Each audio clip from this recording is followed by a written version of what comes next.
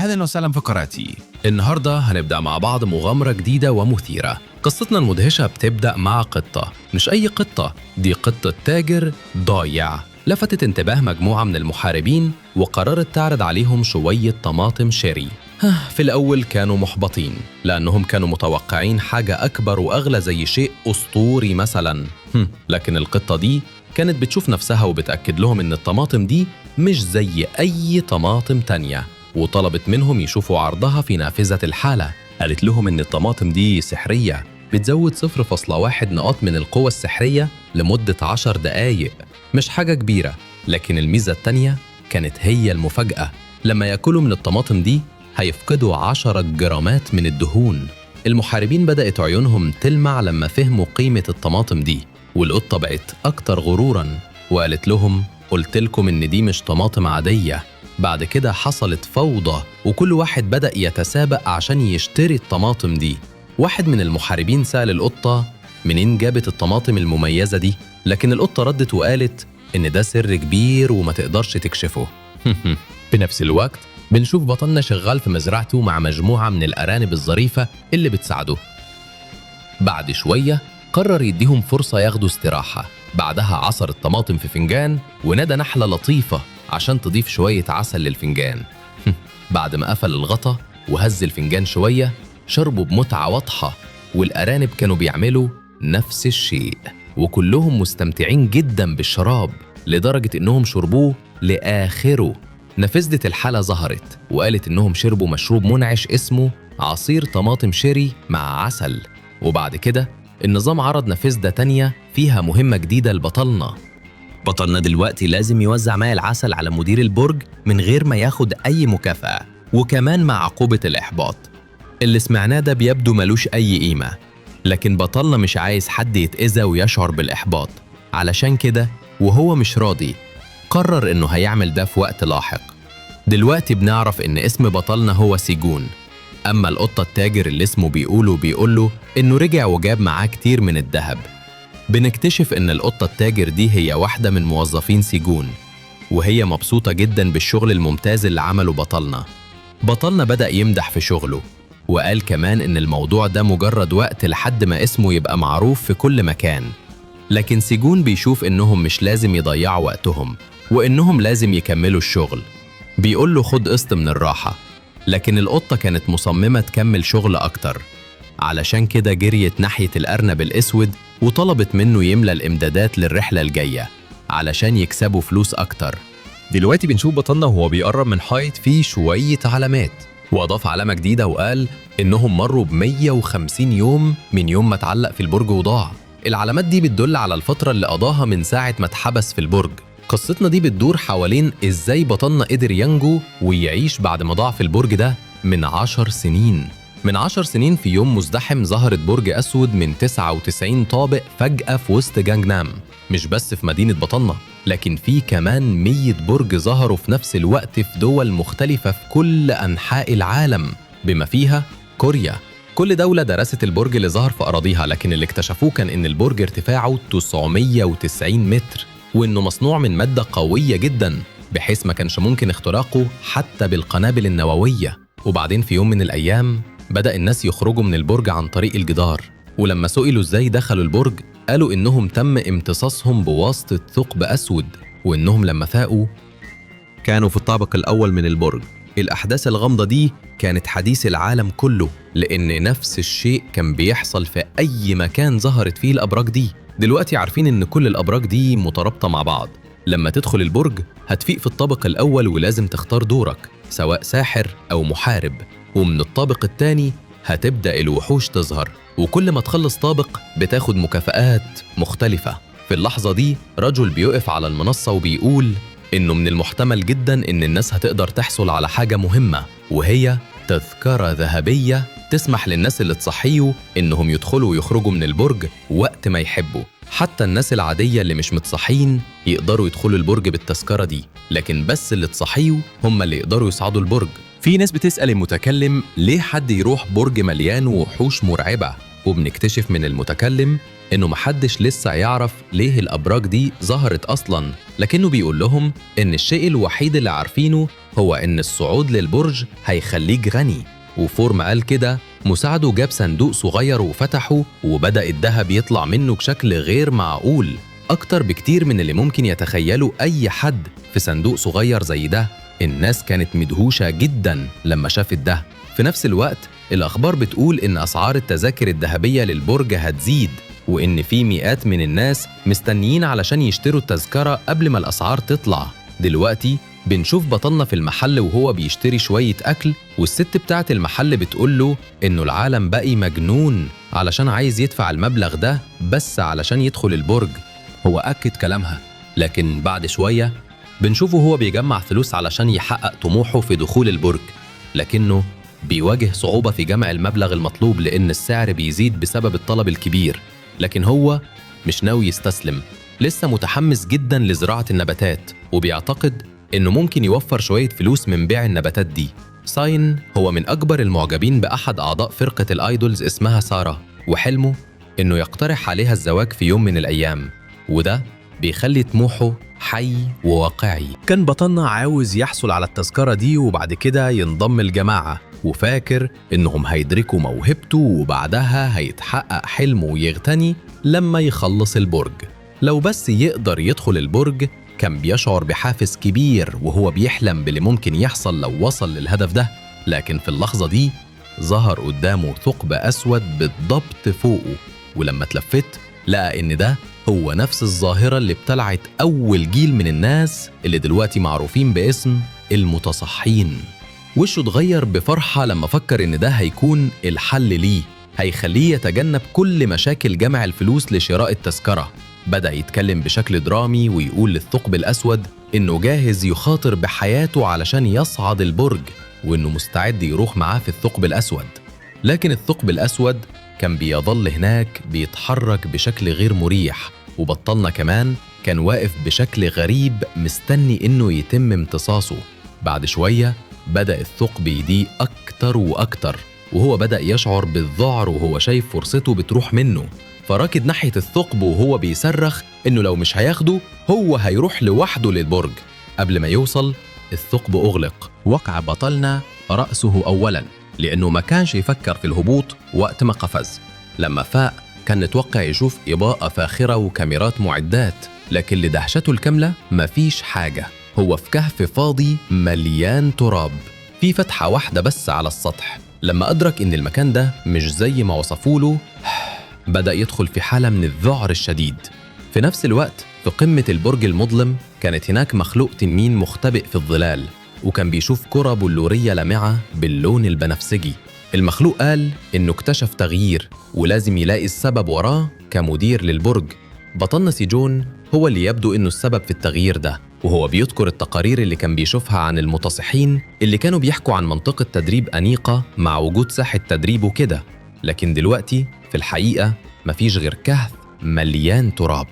بطلنا قضى يوم كامل في الكهف مش قادر يلاقي أي حاجة مما كان بيشوفوا المتصحين في المقابلات اللي اتفرج عليها. بدأ بطلنا يصرخ طلب المساعدة لكن مفيش رد، مفيش حد حواليه، هو ضاع. ومع بداية شعوره بالتوتر الشديد بدأ تليفونه يرن وفيه تنبيه بيقوله إنه مر يوم كامل من لما وصل هنا. ده خلاه يحس بشوية أمل، على الأقل دلوقتي عرف الوقت. بعد كده شاف شنطة المشتريات اللي جابها معاه لما قفز من خلال البوابة وافتكر إنه جعان. وهو بيفك حاجاته شاف إن المشتريات اللي معاه عبارة عن كيس من طماطم الشيري وزجاجة مية وبعض البصل وحبات بطاطا وتفاحة واحدة. أخد التفاحة وأكلها بشراهة لكن اكتشف إنها مش كفاية، فراح أكل شوية بطاطا نيئة وهو فاكر إنها مش وحشة زي ما كان فاكر. لكن بعد شوية قطع منهم علقت في حلقه واضطر يشرب مية عشان يفتح حلقه. بعدها استلقى على ظهره وهو بيفكر قد إيه ممكن أعيش مع الأكل ده، وبدأ يحس بالإحباط وظن إنه ممكن يموت هنا بسبب قلة الأكل.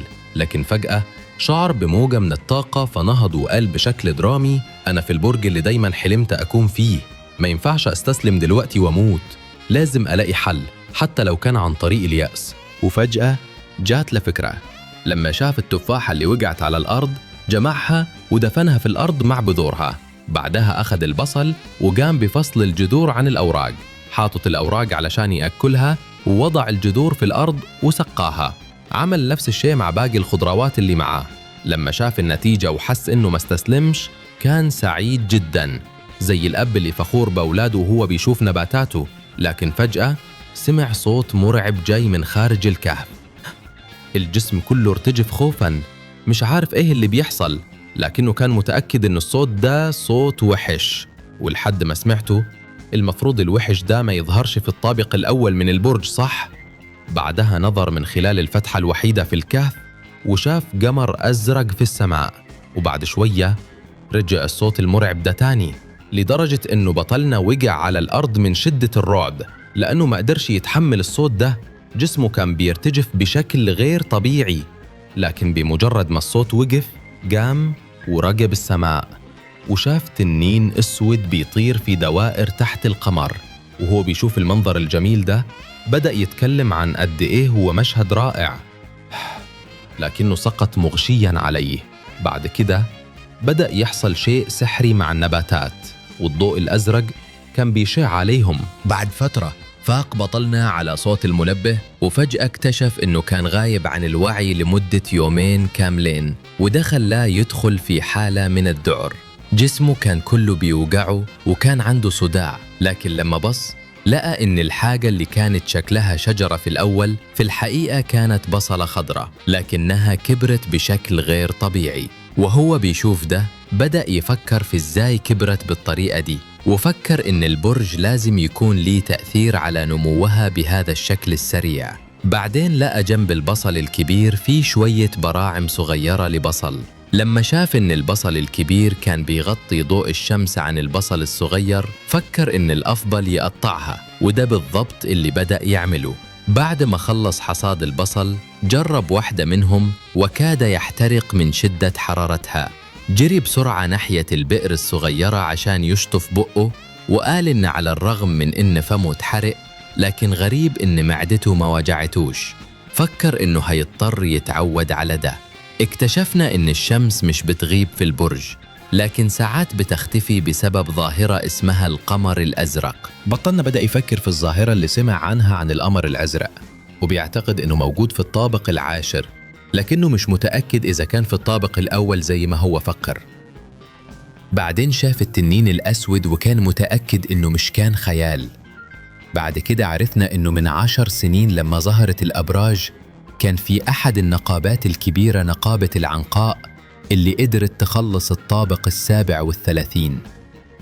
معلومات عن الطوابق من الطابق 30 للطابق 37 سرية جداً، بينما في معلومات كتير عن الطوابق اللي تحت الطابق 30 على الإنترنت، زي إن من الطابق 2 للطابق 10 في جنود هيكل عظمي، ومن 11 إلى 20 في غول، ومن 21 إلى 30 في وحوش عنكبوت. لكن بطلنا استغرب من إنه محدش ذكر التنين، ودايماً سمع عن وحوش شبيهة بالتنانين، فكان بيفكر في الطابق ده ممكن يكون في طابق ما وصلولهش المحاربين ذوي الرتب العالية. وأثناء تفكيره نزلت نقطة ماء على وجهه، فرفع نظره لفوق وافتكر إنه مش ممكن تمطر لأن التقارير بتقول إن الطابق دايماً عنده طقس جيد. فاجأته مفاجأة تانية لما شاف أرنب صغير بيبص عليه بفضول. الأرنب قفز للأمام وتسبب في سقوطه، لكن الأرنب هبط على رأسه ببراعة. بعدها راح للأرنب وهو بيبص على البصل اللي في الأرض. الأرنب اتلفت ناحية بطلنا وبدأ يطلب منه بتركيبات جسده لو كان يقدر يأكل حاجة. بطلنا أخذ بصل من الأرض وعطاه للأرنب، والأرنب بدأ يأكله سعيداً. لاحظ بطلنا إن النباتات الصغيرة اللي زرعها من البصل كبرت بشكل ملحوظ، وبدأ يفكر إنه هيتعين عليه يحصد مرتين في اليوم. فجأة نزل أرنبين تانيين وكانوا لابسين هدوم مع أدوات للزراعة. بطلنا عرفهم كزوجين، وده كان بداية اليوميات بتاعت سيجون عن ضياعه في البرج مع انضمام زوجين الأرانب ليه في الكهف. الأرانب دول بدأوا يشتغلوا مع بطلنا في الزراعة وأظهروا مهاراتهم في العمل، حتى سألوا إذا كان ممكن يعيشوا معاه في الكهف. وبالرغم من إنه كان هيقبل على طول لأنه كان حاسس بالملل من الوحدة، إلا إنهم كانوا بيعملوا حركات لطيفة لدرجة إن قلبه مليان بالحنان، فوافق على الفور لأن مين يقدر يقاوم كل ده. قال لهم إنه هيقويهم لو ساعدوه في شغله، وفرحوا الأرانب جداً. بطلنا لاحظ إن الأرانب دي معاه حاجات غريبة، زي الأرنب الزوجي اللي كان معاه ريحانة مية فيها كمية لا نهائية من الماء، والأرنب الأنثوي كانت معاه جيب مليان بأدوات الزراعة. حس بطلنا بشوية غيرة وكان بيتمنى إنه كان معاه الأدوات دي. وبعد ما خلصوا شغلهم بطلنا بدأ يقيم الوضع. بطلنا بدأ يراجع النباتات اللي اشتغلوا عليها وكل شيء كان تمام. فقرر يوافق عليهم رسمياً ويعلن إن الأرانب دول بقوا موظفين عنده. الأرانب جريت بسرعة ناحية جانب الكهف وبنت بيت صغير على أحد التلال، لكن الأرنب الزوج كان بيعمل معظم الشغل، بينما الأرنب الأنثوي كانت بتشجعه طول الوقت. بطلنا بدأ يمدح الأرنب الزوج على تعبه، لكن الأرنب الأنثوي نظرت إليه بشكل درامي وسحبته داخل البيت. ده خلى بطلنا يحس بشوية غيرة من الأرنب الزوج، لكن في نفس الوقت كان سعيد إنه لقى رفقة في الكهف. بعد كده لما لاحظ إن المكان اللي كان هيرتاح فيه كان حار جداً، شاف إن زجاجة المية كانت بتعكس ضوء الشمس، وده هو اللي مسبب الحرارة. فخطرت له فكرة رائعة، فكر إنه ممكن يستخدم الزجاجة الشفافة لعمل نار. حاول يعملها لكن مفيش حاجة حصلت، وكل اللي حصل هو دخان من غير ما تولع نار. بعدها شاف الأرنبين وهم طالعين من بيتهم، والأرنب الزوج كان تعبان جداً، بينما الأرنب الأنثوي كانت مبسوطة جداً. شافوا بطلنا وهو بيحاول يعمل نار، فساعدوه في تهوية الأوراق الجافة اللي جهزها للنار. بعد شوية مجهود معاً قدروا يوقدوا النار، وده فرحهم جداً. بطلنا قرر يحضر شوية بصل فوق النار، ولما جربهم اكتشف إنهم طعمهم حلو جداً، وحلوين أكتر من لما يتاكلوا ني. بعدها قال للأرانب إنها تجرب نفس الشيء، وهم جربوه وحسوا إنه فعلاً لذيذ. كانت دي أول مرة من يوم ما دخلوا الكهف اللي يقدروا ياكلوا أكل ساخن، فبدأت الأمور تتحسن شوية. بعد فترة بطلنا استفاقه ولاقى الحديقة والشغل اللي عملوه الأرانب اكتمل، وكان حاسس بسعادة وهو بيشوف الأمور بتتطور. بعد ما اتعلم إزاي يوقد نار باستخدام البصل الأخضر، عملوا مشاعل حطوها حوالي الكهف عشان تساعدهم في الحركة بسهولة، خصوصاً حوالين البركة. وفي أثناء ما كانوا جنب البركة طلع منهم سمكة طايرة. بطلنا استغرب لأنه ما كانش شاف سمكة زي دي قبل كده، فكر إنها ممكن تكون انجذبت بسبب الضوء بعد ما عملوا المشاعل، وبكده بدأوا يحصلوا على السمك. وبعدين شوية هو على الشواية فوق النار وأكلوه. بعد كده بعد كام يوم ظهر القمر الأزرق تاني، وده خلى بطلنا يكتشف إن الظاهرة دي بتحصل كل 30 يوم في الطابق ده. في البداية كان بيستخدم الكمبيوتر المحمول بتاعه علشان يسجل المواعيد دي، لكن لما البطارية خلصت بدأ يستخدم حجر علشان ينقش الرقم على حائط الكهف، واكتشف إنه مر 61 يوم من لما وصل هنا. كمان بدأ يستخدم الأرانب عشان يقدر يقيس الوقت، لأنهم دايماً بيناموا ويصحوا في نفس الساعة. مع كل ده بطلنا مش هيضيع إحساسه بالوقت في المكان ده، خصوصاً مع الشمس اللي مش بتغيب أبداً. مؤخراً حصل شيء رائع حقاً. زوج من الأرانب أنجبوا العديد من الأرانب الصغيرة، وكانوا بيستمتعوا جداً مع بعض. جددوا الحياة في المكان وملأوه فرحاً، حتى أنهم قدروا يزرعوا شوية زهور. بعدين ظهرت منها فواكه. ثم جاء وقت القمر الأزرق مرة تانية، وفي الوقت ده بطلنا بدأ يكون عنده روتين واضح للتعامل مع الموقف. بعد ما أرسل زوج الأرانب وولادهم للبيت، اختفى في ركن من الكهف وانتظر بصبر لحين مرور الوقت، لأنه كان بيشعر إنها تجربة مرهقة وبتخليه يشعر بالتعب الشديد، لدرجة إن جسده كله بيرتجف من الخوف وهو بيسمع صرخات بعيدة مليانة عذاب. بينما هو مختفي في الزاوية مغطى بملابس مصنوعة من النباتات، سمع صوت قوي جدا جاي من فوق الكهف، وشفنا وحش ضخم شبه الدب، حجمه رهيب ومخيف، وكان بيقف فوق المدخل الوحيد للكهف. بطلنا شاف الوحش وحس بالخوف الشديد، ولما استعاد وعيه قرر يغير مكانه ويختبئ في مكان أفضل. لكن مع تحركه وقع شوية حاجات من شنطته وصوتها كان عالي، فبص بقلق، عارفة إن دي ممكن تكون مشكلة. رفع رأسه علشان يشوف إذا كان الوحش لاحظ وجوده ولا لأ، وفوجئ إن الدب الضخم كان بينحني وبص عليه مباشرة من خلال فتحة الكهف. في اللحظة دي بدأ يصرخ من كل قلبه من الخوف، والدب زأر زئير عميق لدرجة إن الأرض كانت بترتجف. وصلنا لآخر الجزء الأول من القصة. لو عجبتك الأحداث ما تنساش تدعمني بلايك وتشترك في القناة علشان تتابع باقي الفصول. شكراً لمتابعتك. استعد للجزء التالي وفيه هتكتشف المزيد من المفاجآت والتطورات المثيرة. تابعني علشان ما يفوتكش أي شيء.